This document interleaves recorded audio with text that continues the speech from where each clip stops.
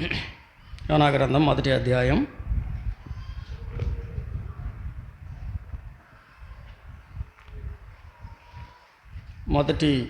3 వచనాలు చదువుకుందాం. మొదటి 3 వచనాలు. యెహోవా వాక్కు అమిత్తయి కుమారుడైన యోనాకు ప్రత్యక్షమై ఇలాగూ సెలవిచ్చాను. నినివే పట్టణస్థుల దోషము నా దృష్టికి ఘోరమాయను గనుక నీవు లేచి నినివే మహాపట్టణమునకు పోయి దానికి దుర్గతి కలుగునని ప్రకటించుము. అయితే యెహోవా సన్నిధిలో నుండి తర్షీసు పట్టణమునకు పారిపోవలనని యోనా యొప్పేకు పోయి తర్షీసునకు పోవు ఒక ఓడను చూచి ప్రయాణమునకు కేవి ఇచ్చి యెహోవా సన్నిధిలో నిలువక ఓడ వారితో కూడి తర్షీసునకు పోవుటకు ఓడ ఎక్కెను. ప్రార్థన. ప్రేమ కలిగిన మా తండ్రి, వందనాలు, స్తోత్రాలు. ఇంత తనుక ఆరాధనలో సహాయపడ్డారు. ఇప్పుడు మరలా నీ వాక్యం దగ్గరికి వచ్చాం. మీరు మాతో మాట్లాడండి, మాకు మేలు కలిగించండి. వాక్యమయ్యున్న మా ప్రభువును రక్షకుడైన యేసుక్రీస్తు వారి నామములో స్తుతించి ప్రార్థిస్తున్నాము తండ్రి. ఆమేన్. మనం గతంలో యోనాను గురించిన సంగతులు వింటూ వచ్చాం. యోనా అంటే గువ్వ అని, గువ్వ యొక్క లక్షణాలు మనం ధ్యానం చేస్తూ వచ్చాం. ఇప్పుడు 1వ అధ్యాయంలో పారిపోయిన యోనా అని చెప్పుకున్నాం కదా. 1వ అధ్యాయము పారిపోయిన యోనా. అయితే 1వ అధ్యాయంలో నుంచి కొన్ని సంగతులు మనం ధ్యానం చేద్దాం. ఒకటి, యోనా దైవజనుడే, దేవుని పిల్లవాడే. నిజానికి చెప్పాలంటే 9వ వచనంలో హెబ్రీయుడు. 1వ అధ్యాయం 9వ వచనంలో ఎవరు? హెబ్రీయుడు అంటే దాటినవాడు. హెబ్రీయుడు అంటే దాటినవాడు, అంటే మరణంలో నుండి జీవంలోనికి దాటినవాడు, క్రీస్తు ప్రభు రక్తంలో కడగబడినవాడు, పరిశుద్ధపరచబడినవాడు, దేవుని సముఖంలో ఉన్నవాడు హెబ్రీయుడు. అయితే యోనా దేవుని యొక్క ప్రేమను ఎరిగినవాడు, దేవుని యొక్క ప్రణాళికను ఎరిగినవాడు, దేవుని చిత్తమును ఎరిగినవాడు. ఏం చేశాడు అంటే 3వ వచనంలో వ్రాయబడింది, యెహోవా సన్నిధిలో నిలువక. యోనా గ్రంథం 1వ అధ్యాయం 3వ వచనం ఏమనుంది? యెహోవా సన్నిధిలో నిలువక. అయితే దేవుని పిల్లలు ఎక్కడ ఉండాలి? దేవుని సన్నిధిలో ఉండాలి. మరి యోనా ఏం చేస్తున్నాడు? దేవుని సన్నిధిలో నిలువక. ఇది ప్రమాదం. దేవుని పిల్లలు దేవుని సన్నిధిలో లేకపోతే ప్రమాదంలో ఉన్నట్టు అర్థం. దేవుని పిల్లలు దేవుని సన్నిధిలో ఉండాలి. దేవుని సన్నిధికి వేరుగా ఎక్కడ ఉన్నా వారికి ప్రమాదం, వారితో ఉన్నవారికి ప్రమాదం.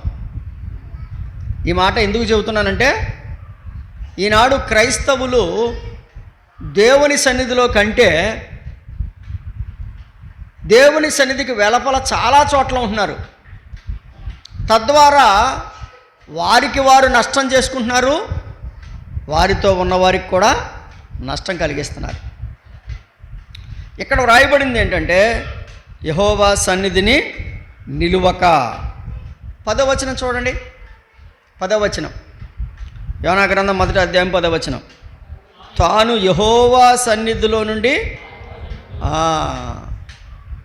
దేవుని సన్నిధిలో నిలవడం మానేసి పారిపోతున్నాడంట. అయితే ప్రియమైన వారలారా, ఈ మధ్యాహ్నపు వేళ ప్రభు నీతో నాతో మాట్లాడుతున్నాడు. ఏమని మాట్లాడుతున్నాడంటే, నీవు ప్రభువుని ఎరిగిన వాడవు, ప్రభువుని ఎరిగిన దానవు, ప్రభువు సన్నిధిలో ఉండాల్సిన దానవు, ప్రభువు సన్నిధిలో ఉండాల్సిన వాడవు. మరి సన్నిధికి ఏమయ్యావు? ఈ రోజున దూరమయ్యావు. సన్నిధికి దూరం అవడం ద్వారా అతని జీవితంలో ఆరో వచనం చూడండి. 6వ వచనం, గాఢ నిద్ర. దేవుని సన్నిధికి దూరం అవడం వల్ల అతనికి ఏమొచ్చింది? గాఢ నిద్ర. అంటే ఆ వ్యక్తి మత్తుడైపోయాడు. అర్థమవుతుందా? దేవుని సన్నిధికి దూరం అవడం వల్ల విశ్వాస జీవితంలో ఏమొస్తుంది? మత్తు. కొంతమంది దేవుని సన్నిధిలో కూడా మత్తు వస్తుందిలేండి. కొంతమంది ఇక్కడ పడుకోవడానికి వస్తున్నారు. కొంతమంది మళ్ళీ ఏం చేస్తారంటే ఫ్యాన్ ఎక్కడ ఉందో చూసుకుంటారు. మళ్ళీ కుర్చీ కూడా అక్కడ లాక్కుంటారు. ఎక్కడికే? ఫ్యాన్ దగ్గరికి. ఎందుకంటే చల్లగా నిద్రపోవాల. ఒక వ్యక్తి దేవుని సన్నిధికి దూరం అవడం ద్వారా మొట్టమొదట నష్టం ఏంటంటే అతడు ఏమవుతాడు? మత్తులోకి వెళ్ళిపోతాడు. అందుకనే ప్రభు ఏమన్నాడు తెలుసా? నిద్రించుచున్న నీవు లే. ఏమన్నాడు? నిద్రించుచున్న నీవు లే, నీ మత్తు వదిలించుకో. అతడు ఒకటి నిద్రలోకి జారుకున్నాడు. అది మామూలు నిద్ర కాదు, ఎవడో వచ్చి తిట్టే అంత నిద్ర. అంటే ఏంటి? రే లేగు అంటే లేచిపోతే తిట్టడం. ఎంతసేపో లేపితే కానీ లేవలేకపోతే అప్పుడు తిడతాడు. అక్కడ కోపం వచ్చి. అందుకని తెస్సలోనికీయులకు రాసిన పత్రిక 1వ పత్రిక 5వ అధ్యాయం 5వ వచనం, మీరందరూ వెలుగు సంబంధులను పగటి సంబంధులనై ఉన్నారు.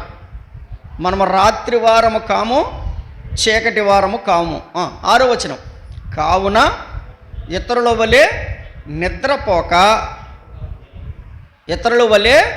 నిద్రపోక మెలకువగా ఉండి మత్తులము కాక ఉందాము.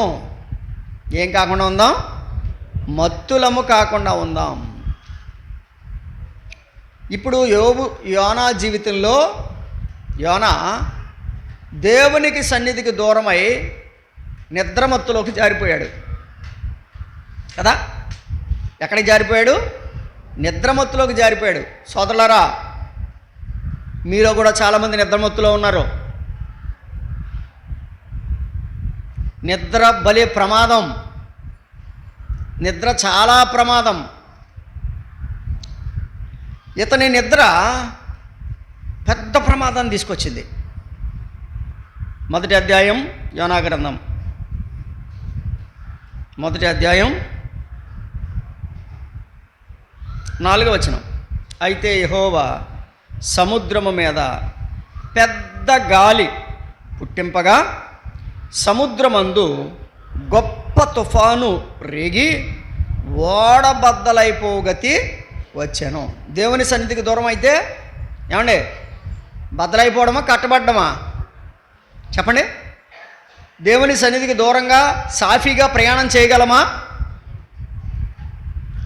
దేవుని సన్నిధికి దూరంగా దేవుని సన్నిధి తోడు లేకుండా మన ప్రయాణం సాఫీగా సాగుతుందా? సాగదు. దేవుని సన్నిధికి దూరమైన యోనా ప్రయాణం గందరగోళంగా ఉంది. ఒకటి, మత్తుతో నిండిపోయాడు. 2, అతని జీవితం ఎలా ఉంది? గందరగోళం. ఎందుకంటే గొప్ప గాలి, పెద్ద గాలి, గొప్ప తుఫాను. పెద్ద గాలి, గొప్ప తుఫాను, 2 మాటలు ఉన్నాయి అక్కడ 4వ వచనంలో. పెద్ద గాలి వచ్చిందంట, గొప్ప తుఫాను పుట్టిందంట. ఇప్పుడు ఆలోచించండి. దేవుని సన్నిధికి ఒక వ్యక్తి దూరం అయితే అతని జీవితంలో గాలి తుఫాన్లు వస్తాయి. అర్థం చేసుకోవాలి ఆ వ్యక్తి. ఎందుకు నాకు ఈ జీవితంలో నా తుఫాను? ఎందుకు నా జీవితంలో ఈ అలజడి? ఎందుకు నా జీవితంలో ఈ ప్రమాదకరమైన పరిస్థితి అని అర్థం చేసుకుంటే ప్రభువు అతనికి మరలా తిరిగి క్షేమాన్ని ఇవ్వగలడు. ఒకటి, అతడు నిద్రమత్తులోకి దిగిపోయాడు. 2వది, అతడు ప్రమాదములో చిక్కుకున్నాడు. 121వ కీర్తనకు రండి. 121వ కీర్తన, 121వ కీర్తన 7వ వచనం. ఏ అపాయము రాకుండా యెహోవా నిన్ను కాపాడును, ఆయన నీ ప్రాణమును ఇది మొదలుకొని నిరంతరము నీ రాకపోకల యందు యెహోవా నిన్ను. కారణం ఏంటి? నువ్వు దేవుని సన్నిధిలో ఉంటే. ఇప్పుడు యోనా దేనికి దూరం అయ్యాడు చెప్పండి? దేవుని సన్నిధికి దూరం అయ్యాడు. దేవుని సన్నిధికి దూరమైన యోనా జీవితంలో నిద్రమత్తు. అందుకని అన్నాడు, మనము మత్తులము కాకయుందము. రెండవది, అతని జీవితంలో, అతని ప్రయాణంలో ప్రమాదం. అతని ప్రయాణంలో ప్రమాదం.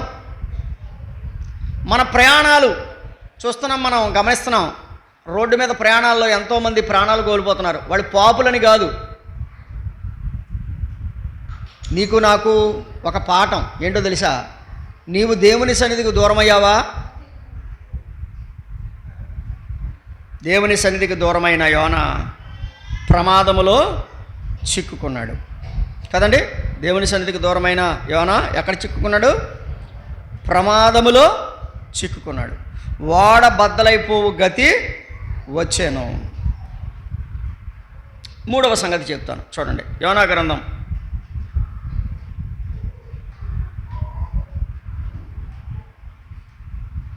6వ వచనం, మొదటి అధ్యాయం 6వ వచనం. అప్పుడు ఓడ నాయకుడు అతని వద్దకు వచ్చి, ఓయి నిద్రపోతా, నీకేమి వచ్చినది? లేచి నీ దేవుని ప్రార్థించుము, మనము చావకుండా ఆ దేవుడు మన యందు కనికరించునేమో అనెను. ఇప్పుడు దేవుని సన్నిధికి దూరమైన యోనా జీవితంలో ఏమి లేదు? ప్రార్థన లేదు.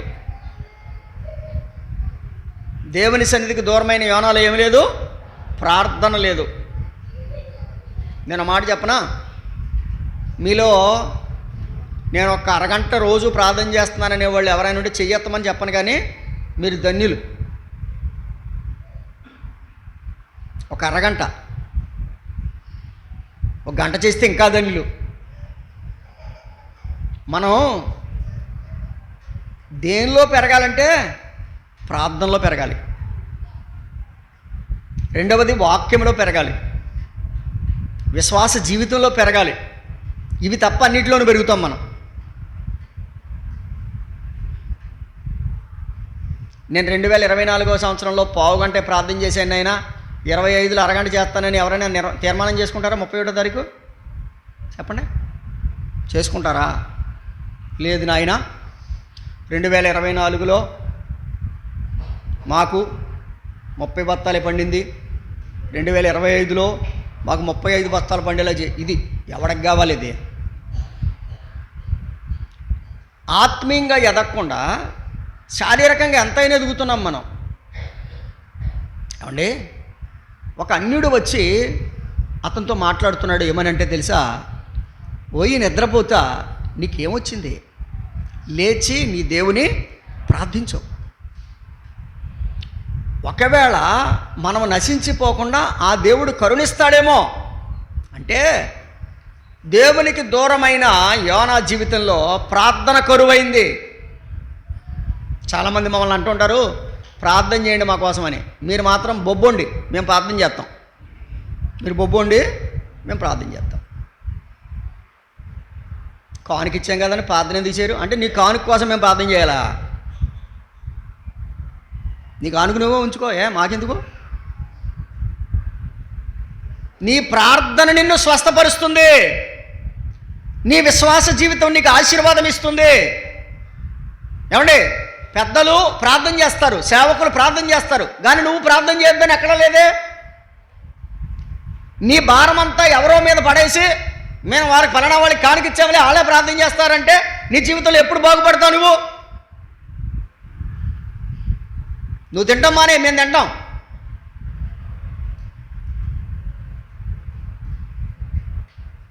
దేవుని సన్నిధికి దూరం అయితే ఆ వ్యక్తి యొక్క జీవితంలో ప్రార్థన లేమి కనిపిస్తుంది. చెక్ చేసుకోండి ఒకసారి. మీరు ప్రార్థన చేస్తున్నారు అంటే దేవుని సన్నిధికి దగ్గరగా ఉన్నట్టు. దేవుని సన్నిధి అంటే ఏంటి? మందిరం అని కాదు దాని అర్థం. ద ప్రజెన్స్ ఆఫ్ గాడ్ అని అర్థం. ప్రజెన్స్ ఆఫ్ గాడ్ అంటే నా సన్నిధి నీకు తోడుగా వచ్చును అంటే దాని అర్థం ఏంటి? నా సన్నిధి నీకు తోడుగా వచ్చునంటే నువ్వు ఎక్కడికి వెళ్తే అక్కడ ఆయన సన్నిధి కాపుదల ఉంటుంది. అనగా దేవుని సన్నిధి అంటే దేవుని చిత్తానికి వెలుపల. దేవుని సన్నిధి అంటే దేవుని చిత్తములో మనం ఉంటే ప్రభు సహాయం చేస్తాడు. ఇప్పుడు దేవుని సన్నిధికి వెలుపలుగా ఉన్నవారు ప్రార్థన లేకుండా ఉంటారు. చెక్ చేసుకుని ఒకసారి ప్రార్థన చేస్తున్నారో లేదో. ప్రార్థన చేయకపోతే కనుక మీరు దేవుని సన్నిధిలో లేనట్టే. నిద్రపోతులుగా ఉంటే చెప్పండి. చదువుకునే పిల్లలు ఎప్పుడు లేవాలి? చదువుకునే పిల్లలు ఎప్పుడు లేవాలరా బాబు? తిమ్మోతి చెప్పరా, ఎప్పుడు లేవాలి? కొన్నేళ్ళు గడి చెప్తాడు ఎప్పుడు లేవాలి. మాకెవరో చెప్పలేదు. నేను మరలా చెప్తాను, మాకెవరో చెప్పలేదు. మేము 5 గంటలకు లేచి చదువుకునేవాళ్ళం.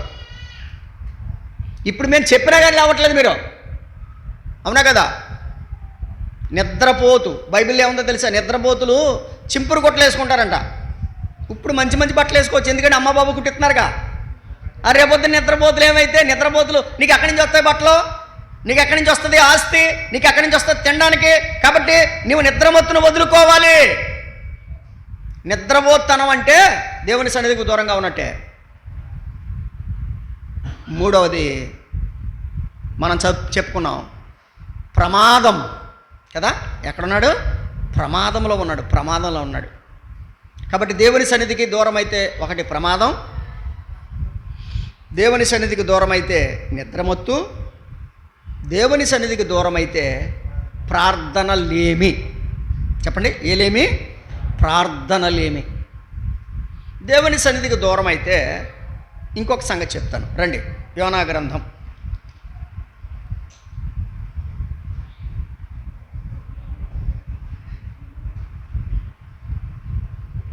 1వ అధ్యాయం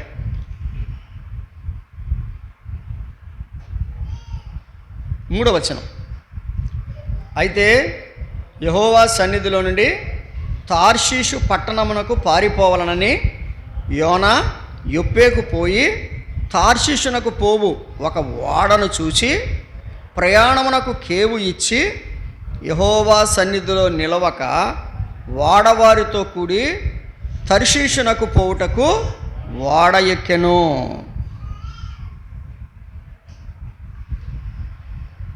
రైట్. దేవుని సన్నిధికి దూరమైన వాడు ఏం చేస్తాడంటే,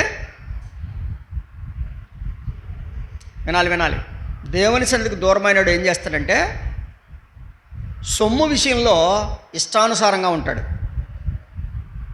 సొమ్ము ఎవరిచ్చారు నీకు? సొమ్ము ఎవరిచ్చారు? నా కట్టం అంటావా? ఎస్, నీ కష్టమే. ప్రభు నీకేమిచ్చాడు? సొమ్ము ఇచ్చాడు. కొంత సొమ్ము ఇచ్చాడు. 10 మీనాలు ఇచ్చాడా లేదా? 5 మీనాలు ఇచ్చాడా లేదా? ఇచ్చాడు కదా. కొంతమందికి 10 మీనాలు, కొంతమందికి 5 మీనాలు, కొంతమందికి ఇచ్చాడు. 2 మీనాలు కొంతమందికి ఇచ్చాడు. 1 మీనా కొంతమందికి ఇచ్చాడు. లెక్క అడుగుతాడా? అడగడా? చెప్పండి. మీనాలు లెక్క అడిగాడా లేదా? లెక్క అడిగాడు. ఇక్కడ యోనాకి దేవుడు నినివేకి వెళ్ళమని డబ్బులు ఇచ్చాడు. ఎక్కడుందో చూపించండి అంటే ఎలా కుదురుతుంది? డబ్బులు ఉన్నాయి లేవా యోనా దగ్గర? ఇప్పుడు అది ఏ పర్పస్తో దేవుడు ఇచ్చాడు? ఏ పర్పస్తో ఇచ్చాడు? 2వ వచనంలో ఉంది, నినివే పట్టణస్థుల దోషము నా దృష్టికి ఘోరమాయన గనుక నీవు లేచి నినివేకి వెళ్ళమని, నినివే పట్టణానికి పోయి దుర్గతి కలుగునని ప్రకటించమని చెప్పాడు. ప్రకటించమని చెప్పాడు అంటే నినివే పట్టణానికి వెళ్ళమని అంటున్నారా?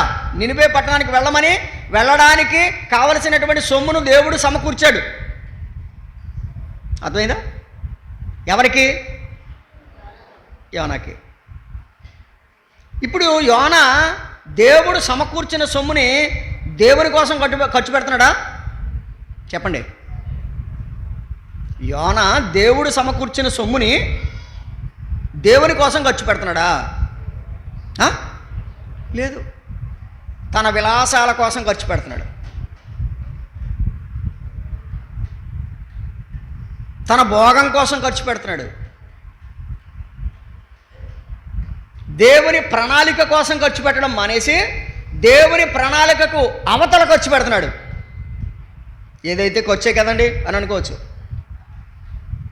ఒక ఆయన నన్ను అడిగాడు, ఏమంటే దశంభాగాలతోటి భోజనాలు పెట్టవచ్చా అని.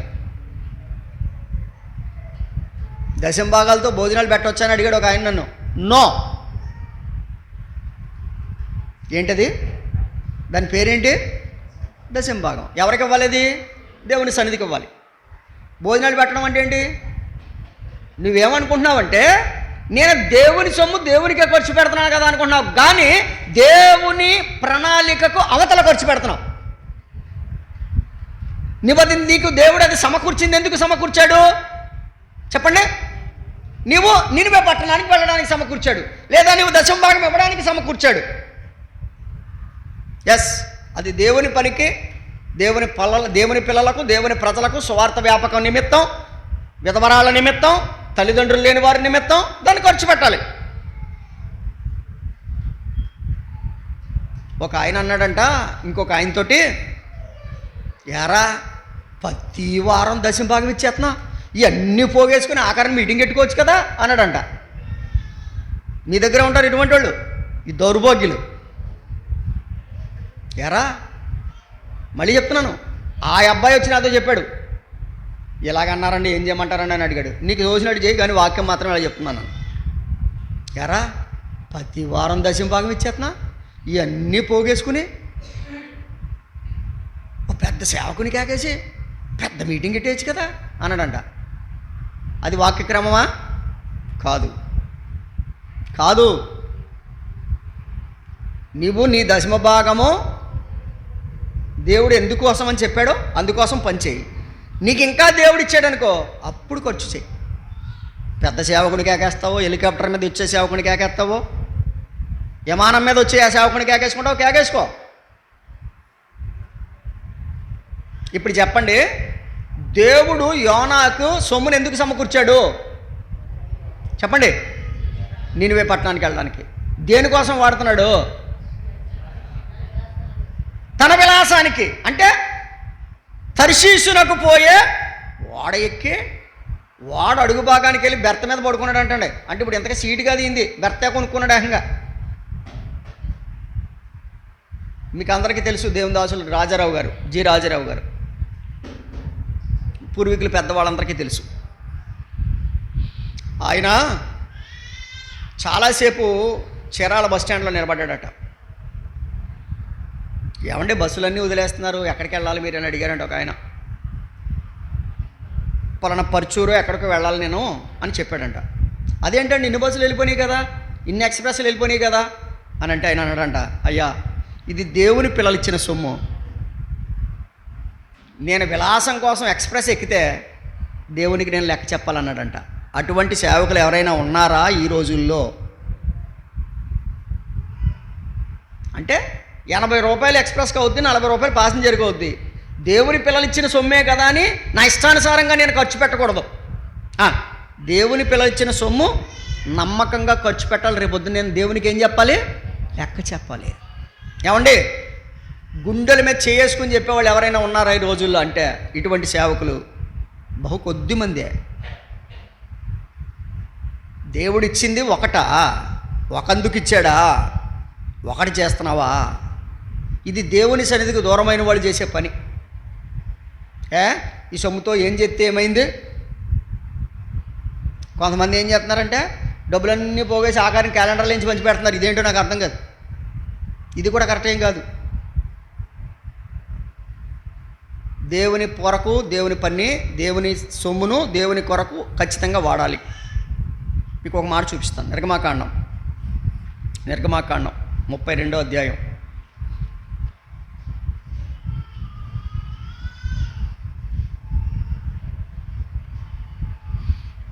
అధ్యాయం 2వ వచనం. అందుకు అహరోను మీ భార్యలకును మీ కుమారులకును మీ కుమార్తెలకు చెవులకు ఉన్న బంగారు పోగులను తీసి నా యొద్దకు తెండని వారు చెప్పగా, ప్రజలందరూ తమ చెవులనున్న బంగారు పోగులను తీసి అహరోను వద్దకు తెచ్చిరి. అతడు వారి యొద్ద వాటిని తీసుకుని పోగరుతో రూపం ఏర్పరిచి దానిని పోత పోసిన దూడగా చేశాను. వింటున్నారండి? ఇశ్రాయేలీలు బంగారం ఎవరికి ఇస్తున్నారు? ఇశ్రాయేలీలు బంగారం ఎవరికి ఇచ్చారు? అహరోనుకి ఇచ్చారు. ఏ పని కోసం ఇచ్చారు? ఎందుకోసం ఇచ్చారు? 32వ అధ్యాయం మొదటి వచనం, లెమ్ము మా ముందర నడుచుటకు ఒక దేవతను మాకు చెయ్యుము, ఐగుప్తుల నుండి మమ్మను రప్పించిన మోషే అనువాడు ఏమాయనో మాకు తెలియదని అతనితో చెప్పారు. ఇప్పుడు బంగారం దేనికోసం ఇచ్చారు వీళ్ళు? బాగా చెప్పారమ్మా. దేనికోసం ఇచ్చారు? వీళ్ళకి బంగారం ఎవరిచ్చారు? వీళ్ళ ఏమైనా ఐగుప్తు దేశంలో బంగారం వ్యాపారం చేశారా? బంగారం ఎండి లేదంటే పోనీ వీళ్ళకి ఏమైనా బ్యాంక్ బ్యాలెన్స్లు ఉన్నాయా ఐగుప్తు దేశంలో? రండి, నిర్గమాకాండం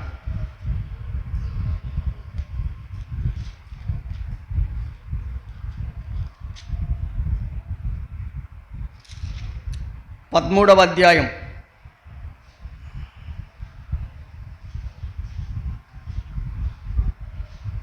క్షమించాలి, 12వ అధ్యాయం.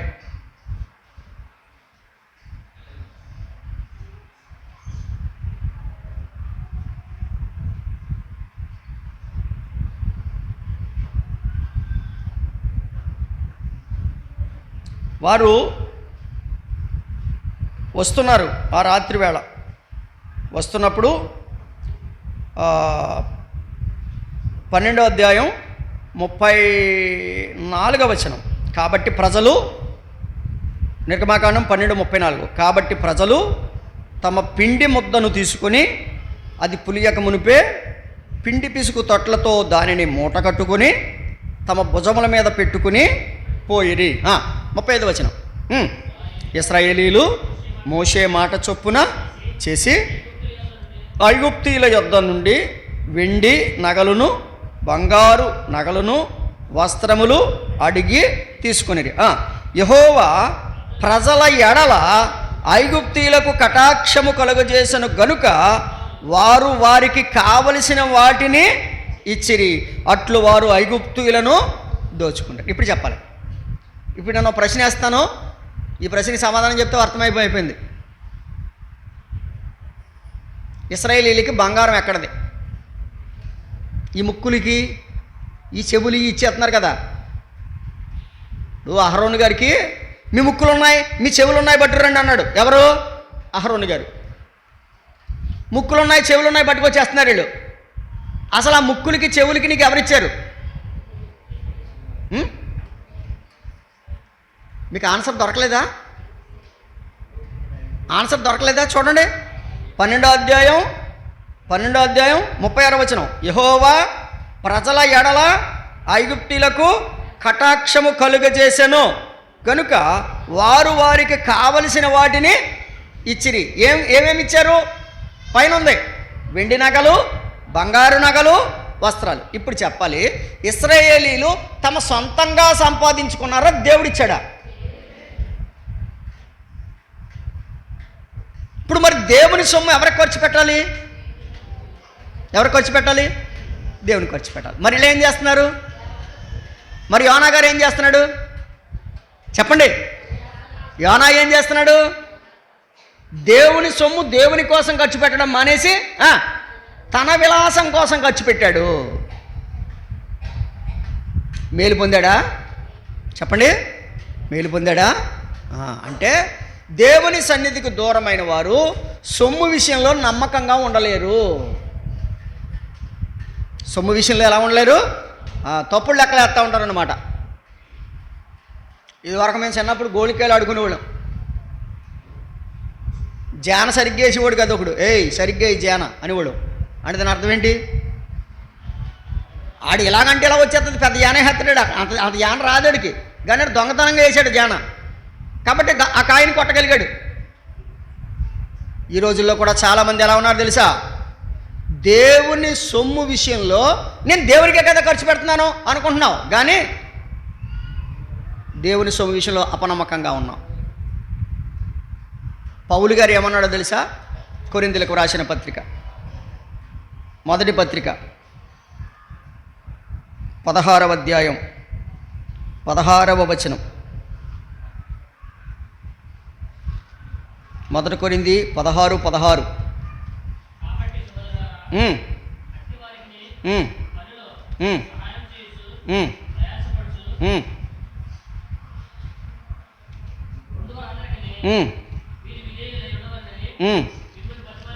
మిమ్మును బ్రతిమాలు కొనుచున్నాను. ఫిలిప్పీ పత్రిక 4:3 చదివే. నాకు ఇక్కడ సరిగా కళ్ళు కనిపించట్లా. ఫిలిప్పీ పత్రిక 4:3 చదువు.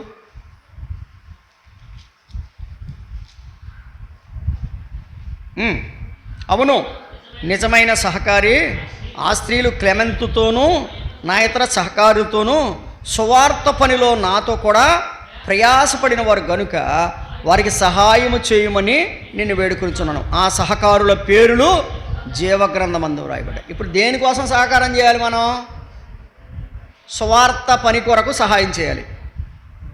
దేవుడిచ్చిన సొమ్ము దేనికోసం? దేవుని పని కోసం. కానీ ఏం దేనికోసం ఖర్చు పెట్టారు వాళ్ళు? చెప్పండి, దేనికోసం ఖర్చు పెట్టారు? ఇశ్రాయేలీలో దేవతను చేయడానికి ఖర్చు పెట్టారు. యోనాకు దేవుడు డబ్బులు ఎందుకు సమకూర్చాడు? నినివే పట్టణానికి వెళ్ళడానికి సమకూర్చాడు. ఎక్కడికి వెళ్తున్నాడు? అయితే వినండి, ఒకదానికి సమకూర్చబడిన సొమ్ము మరొక దానికి వాడితే యోనాకేమైంది? చెప్పండి, యోనాకేం కలిగింది? నష్టం కలిగింది. Beware of money. నేను మరలా చెప్తున్నా, beware of money, especially the Lord's money. అనగా దేవుని సొమ్ము విషయంలో మనం జాగ్రత్తగా లేకపోతే నష్టపోతాం.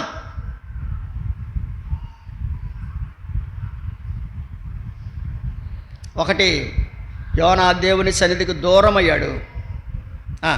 దూరం అయ్యడం వల్ల వచ్చిన నష్టాలు ఏంటి?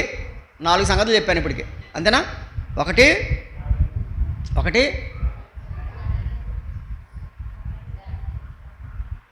దేవుని సన్నిధికి దూరం అవడం వల్ల ఒకటి ఏంటండి? మొదటి మాట ఏంటి? ప్రమాదంలో పడ్డాడా? ప్రమాదంలో పడ్డాడు. 2, నిద్రమత్తులో పడ్డాడు. 3, ప్రార్థన లేని జీవితం కలిగి ఉన్నాడు. 4, దేవుని సొమ్ము విషయంలో అజాగ్రత్తగా ఉన్నాడు. ఇంకొక మాట చెప్పి నేను ముగిస్తాను. మొదటి అధ్యాయం 9వ వచనం. అతడు వారితో ఇట్లనెను, నేను హెబ్రీయుడను. యోనా గ్రంథము 1వ అధ్యాయము 9వ వచనం. అయితే వారితో ఇతడు ఇట్లనెను, నేను హెబ్రీయుడను, సముద్రమునకును భూమికిని సృష్టికర్త అయి ఆకాశమందుండు దేవుడై ఉన్న యెహోవా యందు నేను భయభక్తులు గలవాడనై ఉన్నాను. తాను యెహోవా సన్నిధిలో నుండి పారిపోవచ్చున్నట్లు అతడు ఆ మనుషులకు తెలియచేసి ఉండెను గనుక వారు ఆ సంగతి తెలుసుకొని మరింత భయపడి నీవు చేసిన పని ఏమని అతనిని అడిగారు. రైట్, ఇక్కడ మాట చెప్తున్నానండి. యోనా జీవితంలో తాను ప్రమాదంలో పడ్డాడు, ప్రార్థనకు దూరమయ్యాడు. ఏమండి, దేవుని సన్నిధికి దూరమై ప్రమాదంలో పడ్డాడు. ఈ సంగతులన్నీ ఎరిగిన వాడిగా అతడు తన జీవితాన్ని ప్రజలందరూ ఎదురుకుండా ఒప్పుకుంటున్నాడు. ఏమని తెలుసా? నేను దేవుని సన్నిధిలో నుంచి పారిపోతున్నాను. వాళ్ళు అడిగారు ఎవరైనాను? ఏమంటే వాళ్ళు అడిగారా? వాళ్ళు అడగకుండానే ఏం చెప్తున్నాడు? నేను పారిపోతున్నాను, నేను హెబ్రీయుడను, నేను పారిపోతున్నాను, నేను దేవునికి దూరంగా పారిపోతున్నాను.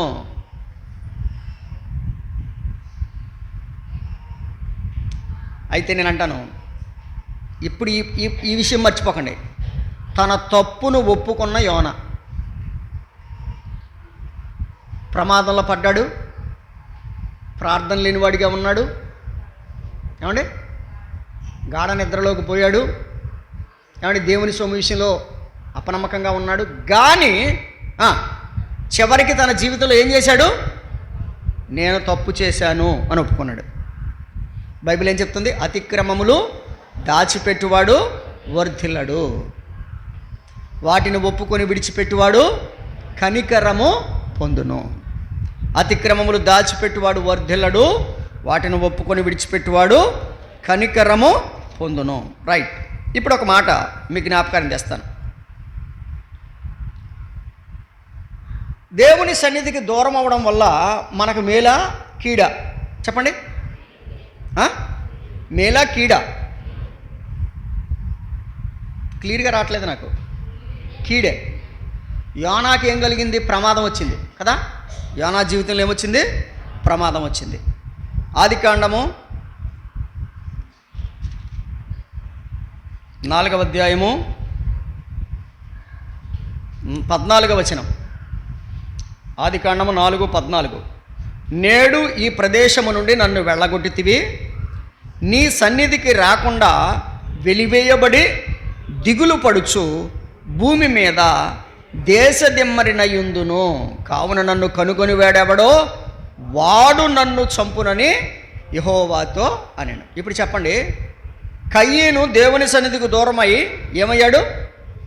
చెప్పండి. నేను పెద్ద పెద్ద మాటలేం చెప్పట్లా, చిన్న చిన్న మాటలే. యోనా దేవుని సన్నిధికి దూరమై ప్రమాదంలో పడ్డాడు. చెప్పండి. కయీను దేవుని సన్నిధికి దూరమై దేశదిమ్మరయ్యాడు. నేను దేశదిమ్మర అవుతానన్న వాళ్ళు ఎవరైనా చేయొద్దండి.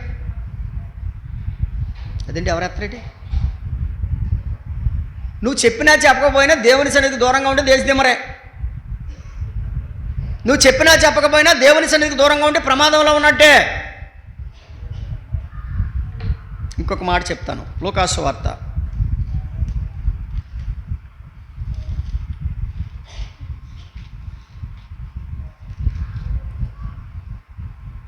15వ అధ్యాయం